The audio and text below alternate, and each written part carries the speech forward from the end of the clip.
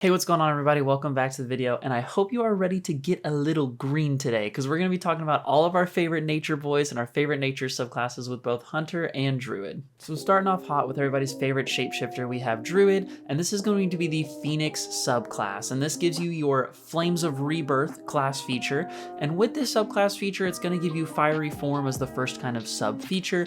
And basically, typically druids can wild shape into creatures. In this case, you're gonna be able to wild shape into fire, like the element of fire. And it's gonna give you a resistance 1 to fire, which is real nice.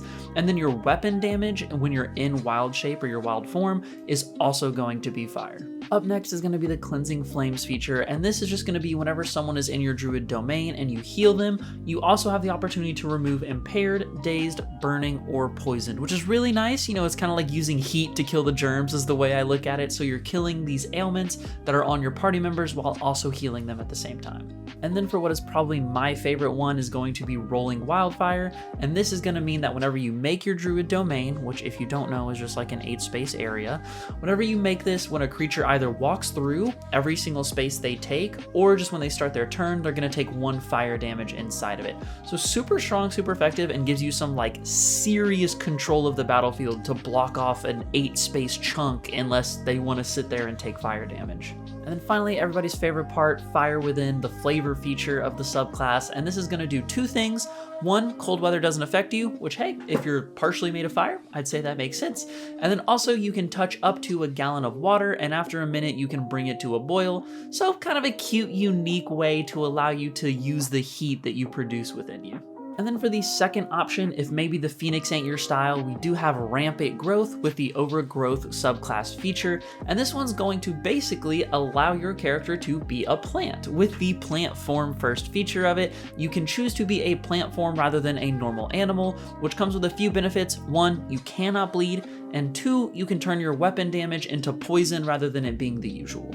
Now, while this next one is a combat feature, I just love the flavor of it, which is called Vine Guard, and the idea is that the plant life within your druid domain, as we talked about in 8-space area, is going to swirl up and it's going to protect people, providing half cover to your allies as long as they are within your domain. So kind of unique, kind of cool. The plant life is growing and the vegetation's moving to allow your teammates to be a little more protected while standing in the area that you produced. And then the final subclass feature is Thorny Grasp, and this one pretty cool. It just allows your Nature's Grasp to also apply bleeding whenever you grab someone. So pretty nice, pretty unique, just a little extra added on to a feature you already had.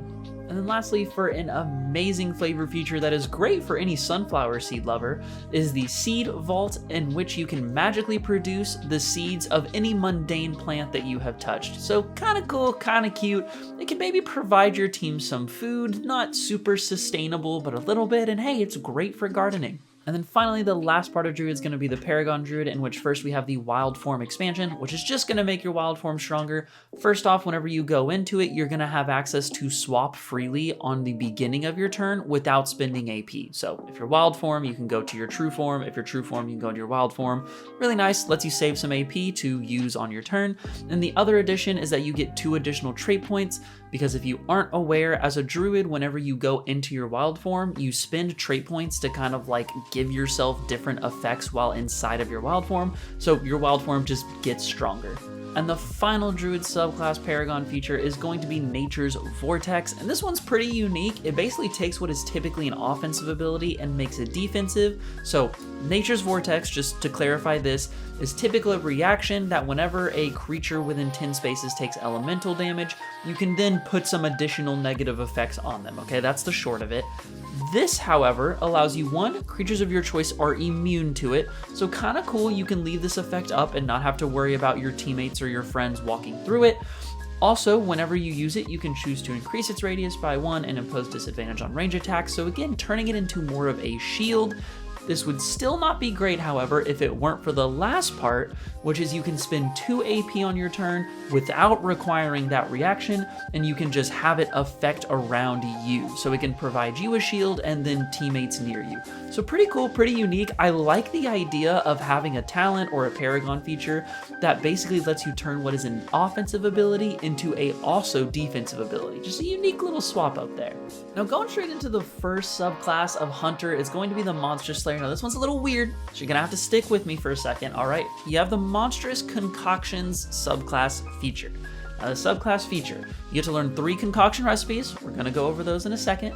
And then during a long rest, you can make a equal number of vials up to your prime modifier of one or all or whatever of those 3 optional recipes that you chose.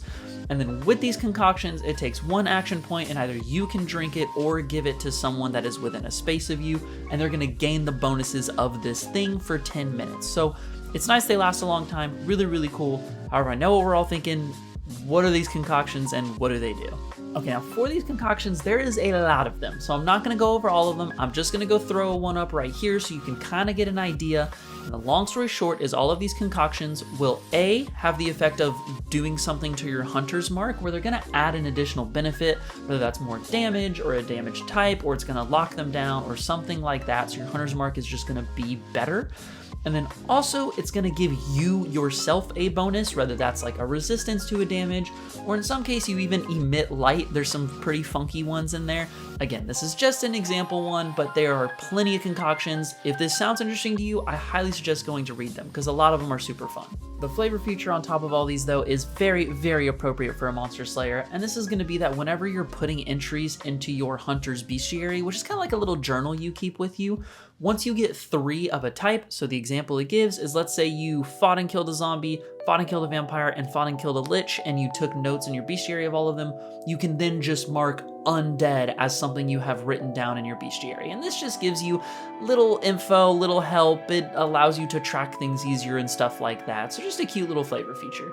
All right, now I know that one had a lot, and I'm not gonna lie to you, this next one, the Trapper subclass for the Hunter, also has quite a bit, but I think this one has some super unique stuff, so stick with me. So to make a long story short and to concise it down for all you wonderful people, 1, when you create traps, you can create equal to a number of your prime modifier, and you can also make 1 additional trap as a part of your short rest. All right, we love that, great, cool. These traps are also gonna use your save DC whenever they're activated. This makes sense. When you are setting one of these traps, you will spend 1 action point and a space within 5 spaces of you. You can have that trap go. Now the cool thing is you can also spend 1 stamina point and have the effect of your Hunter Strike be applied to that trap. Your Hunter Strike effects are just a little bit of additional damage and typically an effect like bleeding, hindering, exposing, things of that nature. So nothing too crazy yet. Okay, now here's the part that I think is cool. Whenever an enemy either enters or leaves the space of the trap, then that trap automatically will trigger and do its thing. Awesome, we love that. However, you can spend an action point to trigger that trap early. So what does this mean? Yes, you can throw a trap into somebody's space. Then you can, yes, spend an action point to pop that trap right under them. The really, really cool thing is whenever you trigger a trap, they still have to make an attack check against the enemy. It's not just like free guaranteed damage, but it doesn't count against your attacks. Because if you don't know how DC20 works, whenever you take the attack action, if you go to do it again, you get a disadvantage penalty. So you're gonna have to roll with disadvantage on that second attack, and there's a stacking disadvantage. In this situation, you can kind of get an extra attack for free, quote unquote. That doesn't do bad damage. They do prime modifier damage, and on top of that, if you spent the stamina point for Hunter Strike, they're gonna be doing even more. So you can kind of just be chunking your traps out at people and just have them popping constantly. So very fun, very unique playstyle.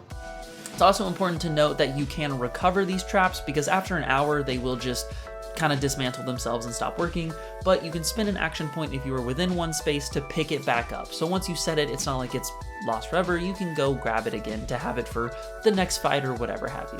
And the flavor feature, super fitting, super simple. You have advantage to discover any hidden traps and then also how to disarm them. So obviously, you love traps, you're good with traps, you're good at spotting and disarming traps. And then leading into the 2 Paragon features, I actually love both of these. I think they're pretty solid. The first one being Pack Leader, which is gonna make it where any creature that is attacking your marked target the first time on their turn can add a D4 to their roll. So really good, especially if you have a bunch of attack heavy people in your party.